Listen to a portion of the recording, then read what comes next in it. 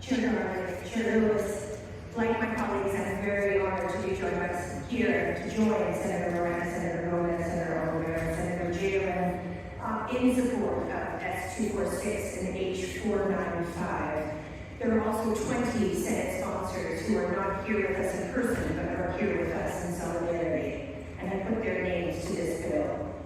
Thrive, of course, also has strong support in the House, thanks to Rep. Ontario and Rep. Hawkins and many House members. So as my colleagues have said, this bill does three important things. It ends the high-stakes graduation requirement, allowing school districts to certify that students have satisfactorily completed coursework within state frameworks and standards.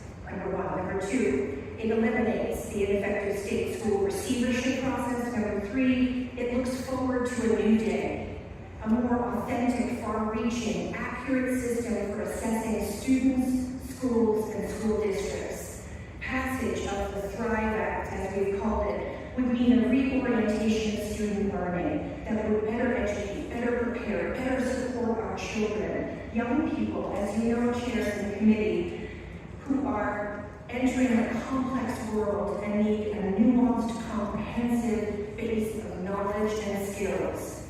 As you will know throughout today's hearing, and we're very grateful that you're taking the time to hear all this testimony, we are joined by a broad coalition of caregivers, students, educators, policy experts, researchers, and people who want a very high bar for public education. I'm a mom with 2 kids in the public schools, a wife of a public school educator. I want that very same high bar.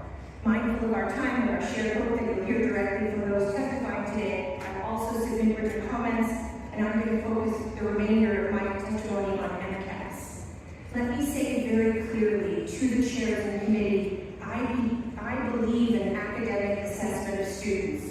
I believe standardized assessments are part of necessary overall evaluation so that we can see comparisons across students in districts and schools and states, and we can measure student growth and in actual and in relative terms. I believe in accountability. I believe in academic excellence. And by the way, so does every other educator I've ever spoken with.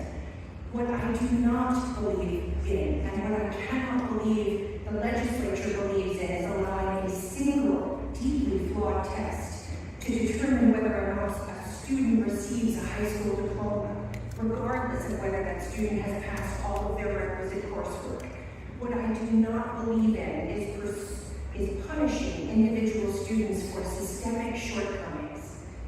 The testimony we will hear today will underscore the harm done by MCAS and high-stakes testing. Harm to the very students I know that this committee wants to help.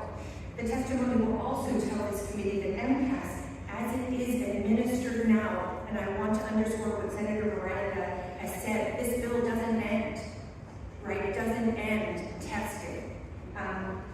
MCAS has not meaningfully improved learning and attainment of all students, again, especially those who struggle disproportionately or are historically marginalized. Massachusetts is only one of 8 states hanging on to a graduation test while state after state has come to a similar conclusion. It's time to end high-stakes testing.